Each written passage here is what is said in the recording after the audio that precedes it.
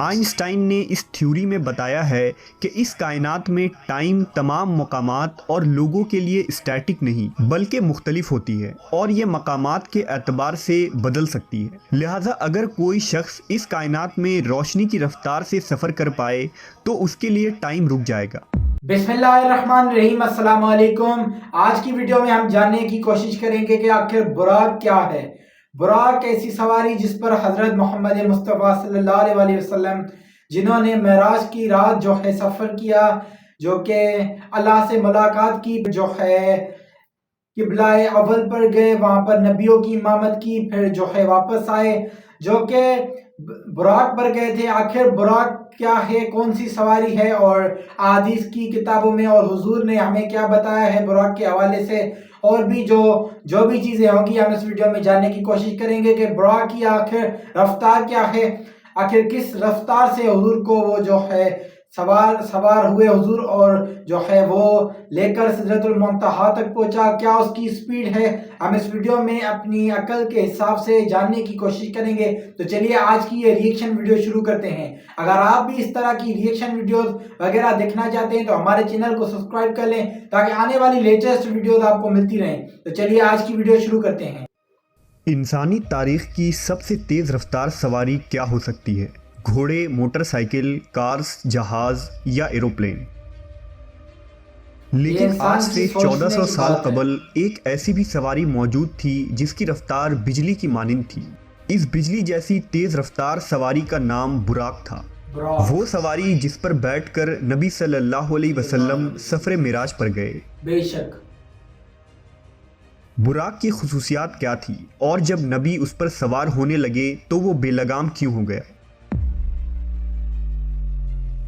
کیا براق کو ماڈرن سائنسی علوم سے ایکسپلین کرنا ممکن ہے؟ کرنے کی کوشش کریں گے اس ویڈیو میں۔ براق واقعہ معراج تاریخ انسانی کا ایک ایسا حیرت انگیز اور انوکھا واقعہ ہے جس کی تفصیلات پر انسانی عقل حیران رہ جاتی ہے۔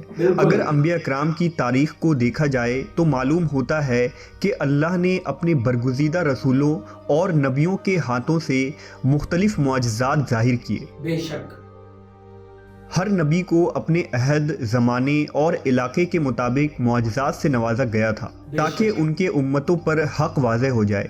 مثلاً حضرت موسیٰ علیہ السلام کی امت چونکہ جادو میں کمال رکھتی تھی، اس لیے خالق کائنات نے بھی اپنے نبی کو جادو کے ان کمالات کا توڑ کرنے کے لیے معجزات عطا کیے۔ اسی طرح حضرت عیسیٰ علیہ السلام کے دور میں طب کا بڑا چرچا تھا، لہٰذا حضرت عیسیٰ علیہ السلام کوڑ کے مریضوں، اندھوں، یہاں تک کہ مردوں کو بھی زندہ کر دینے کی قدرت سے فیضیاب تھے۔ اللہ اکبر۔ جب خاتم الانبیاء حضرت محمد صلی اللہ علیہ وسلم اس کائنات میں تشریف لائے تو اللہ کو معلوم تھا کہ امت محمدیہ چاند پر قدم رکھے گی اور ستاروں پر کمندیں ڈالیں گی، لہٰذا اللہ نے اپنے محبوب کو مکان و زمان یعنی ٹائم اینڈ اسپیس کے اصولوں اور وسعتوں سے نکل کر اپنے کرب کا اعزاز بخشا جس کا گمان بھی عقل انسانی میں نہیں آ سکتا تھا۔ بالکل تمام انبیاء کرام کے معجزات ایک طرف اور حضور کا معجزہ معراج ایک طرف، تمام معجزات مل کر بھی معجزہ معراج کے درجے کو نہیں پہنچ سکتے۔ واقعہ معراج ہجرت سے 1 یا 2 سال پہلے پیش آیا۔ اس وقت ہمارے پیارے نبی محمد صلی اللہ علیہ وسلم کی عمر مبارک 52 سال تھی، اور یہ 27 رجب کے شب کا واقعہ تھا۔ لہذا حضرت مالک بن ساسا سے مروی ہے کہ خود رسول اللہ صلی اللہ علیہ وسلم نے فرمایا کہ میں نیند اور بیداری کے درمیانی کیفیت میں تھا جب میرے پاس ایک فرشتہ آیا۔ اس نے میرا سینہ چیرا، پھر میرے دل کو نکال کر غسل دیا اور اسے دوبارہ اندر رکھ دیا۔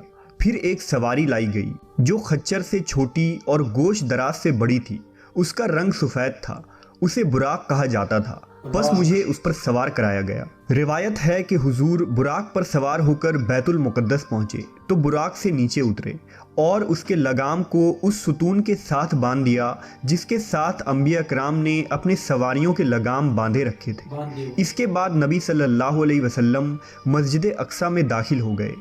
مسجد اقصیٰ میں حضرت آدم علیہ السلام سے لے کر حضرت عیسیٰ علیہ السلام تک پیدا ہونے والے تمام انبیاء کرام آپ کے منتظر تھے۔ لہذا حضور وہاں جہاں پر تشریف حضور لائے نے اور تمام نبیوں کی انبیاء امامت کی اور نماز ادا کی۔ نماز سے فارغ ہونے کے بعد آپ دوبارہ براق پر سوار ہو کر آسمانی سفر پر روانہ ہو گئے۔ حضور نے براق پر سوار ہو کر 7 آسمانوں کا سفر کیا، جہاں کچھ انبیاء کرام سے آپ کی ملاقات بھی ہوئی۔ پھر حضرت جبرائیل امین نے آپ کو جنت و جہنم کے کچھ منظر دکھائے، اور پھر آپ اس سفر میں کائنات کے آخری حد سے بھی باہر سدرۃ المنتہا تک پہنچے، جہاں آپ اللہ سے ہم کلام ہوئے۔ امت محمدیہ کے لیے روزانہ 5 نمازیں فرض کی گئی، شرک کے سوا تمام گناہوں کی معافی کا امکان بتایا گیا، اور سورہ بقرہ کی آخری 2 آیات آپ کو تعلیم فرمائی گئی۔ اس سفر کے واپسی پر حضور اپنے مکان پر کچھ اس حالت میں پہنچے کہ روایات کے مطابق ابھی آپ کے گھر کی کنڈی ہل رہی تھی، اور آپ کے وضو کا پانی ابھی تک آپ کے جسم مبارک سے ٹپک رہا تھا۔ سبحان اللہ۔ معراج کے اس واقعے کو اللہ نے انتہائی تفصیل کے ساتھ قرآن مجید کی سورہ اسراء میں یوں بیان کیا ہے: پاک ہے وہ رات جس نے راتوں رات اپنے بندے کو مسجد حرام سے مسجد اقصیٰ تک سیر کروائی، جس کے ارد گرد ہم نے برکت رکھی ہے تاکہ ہم اسے اپنی کچھ نشانیاں دکھائیں۔ بے شک وہ سننے والا دیکھنے والا ہے۔ معراج کے اس عظیم سفر میں رسول اللہ صلی اللہ علیہ وسلم جس سواری پر سوار ہوئے تھے اسے براق کہا جاتا ہے۔ اب سوال یہ پیدا ہوتا ہے کہ براق کیا تھا؟ کیا یہ کوئی ایسی مخلوق تھی جو اس دنیا میں پائی جاتی ہے؟ علماء و مفسرین کے مطابق براق دراصل لفظ برق سے نکلا ہے۔ برق چمک کو کہتے ہیں، لہٰذا رسول اللہ صلی اللہ علیہ وسلم کی سواری کے لیے جو چیز پیش کی گئی تھی وہ انتہائی سفید و چمکدار اور روشن تھی کہ اس کا نام براق پڑ گیا۔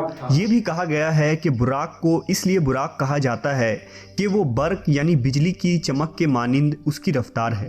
روایتوں کے مطابق براق خچر سے چھوٹا اور گدھے سے بڑا تھا، اور جہاں اس کی حد نگاہ پڑتی تھی وہاں اس کا قدم پڑتا تھا۔ سبحان اللہ۔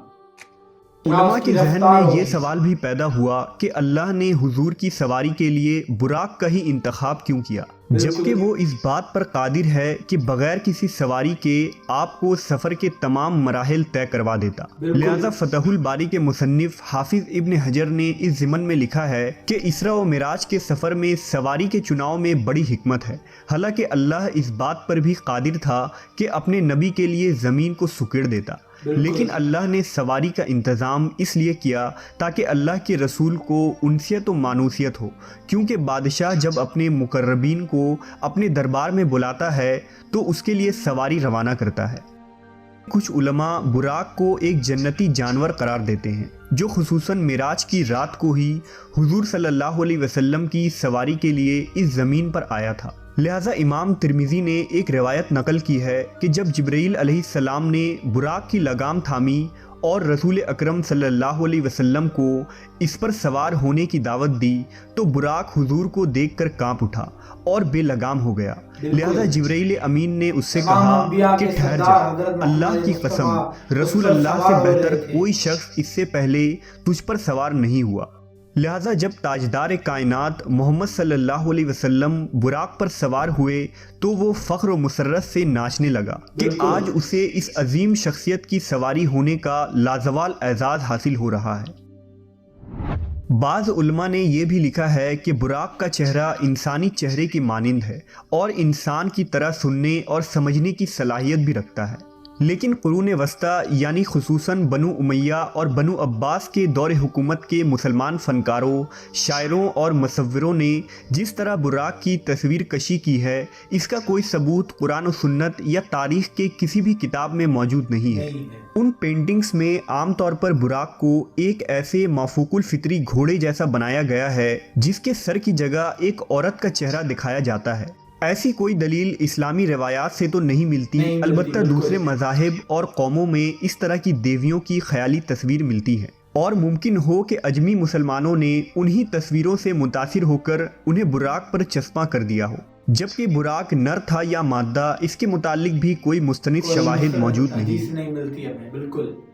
واقعہ معراج اللہ کا ایک معجزہ تھا۔ جس طرح سے ہر معجزے کو سمجھنا اور ثابت کرنا انسانی عقل کے لیے ممکن نہیں، اسی طرح سے معراج کے اس سفر کو سمجھنا انسانی ذہن کے لیے ناممکن ہے۔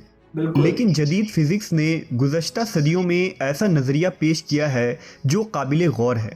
آئنسٹائن، جسے پچھلی صدی کا سب سے بڑا سائنٹسٹ مانا جاتا ہے، اس کی تھیوری آف ریلیٹیوٹی جدید فزکس کی بنیاد ہے۔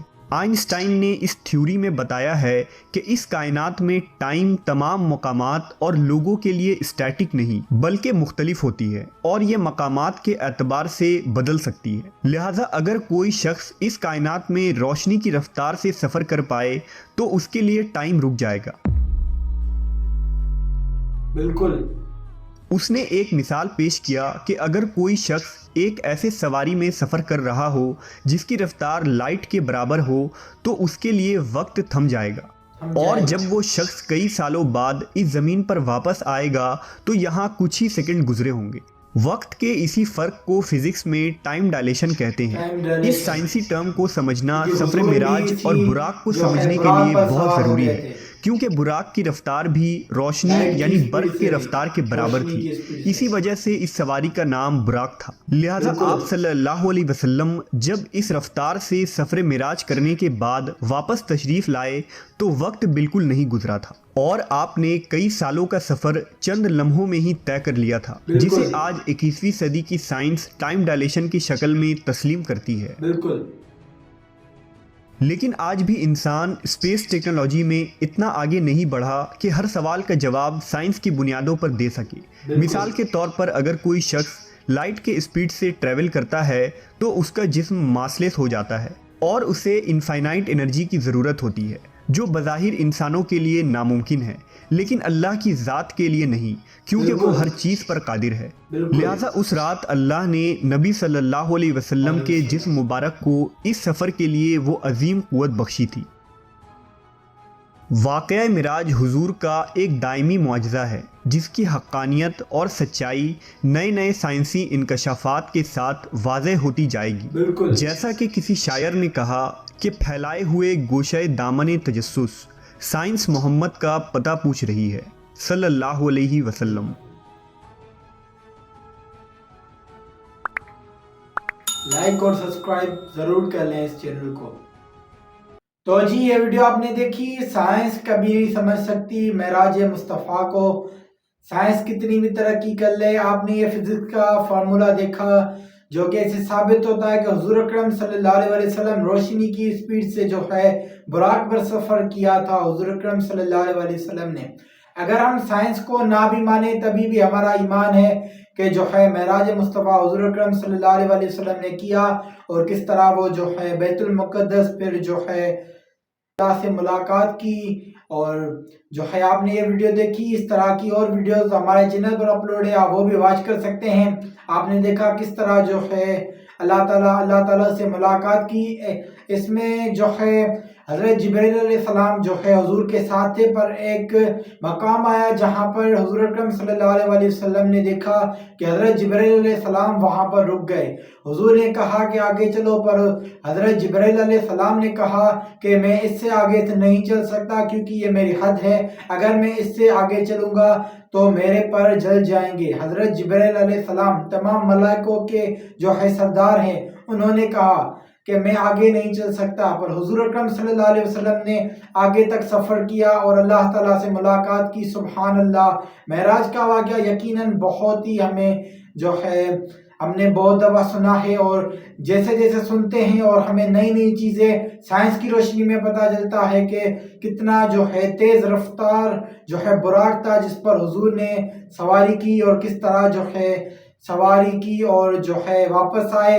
اور بھی اس کے ریلیٹڈ بہت سی ویڈیوز مکہ کے ریلیٹڈ اور بھی جو بھی ویڈیوز ہیں ہمارے چینل پر اپلوڈ ہے، آپ وہ بھی واچ کر سکتے ہیں۔ میں ملوں گا آپ کو ایسی نئی ویڈیو کے ساتھ، تب تک کے لیے مجھے دیں اجازت۔ اللہ حافظ۔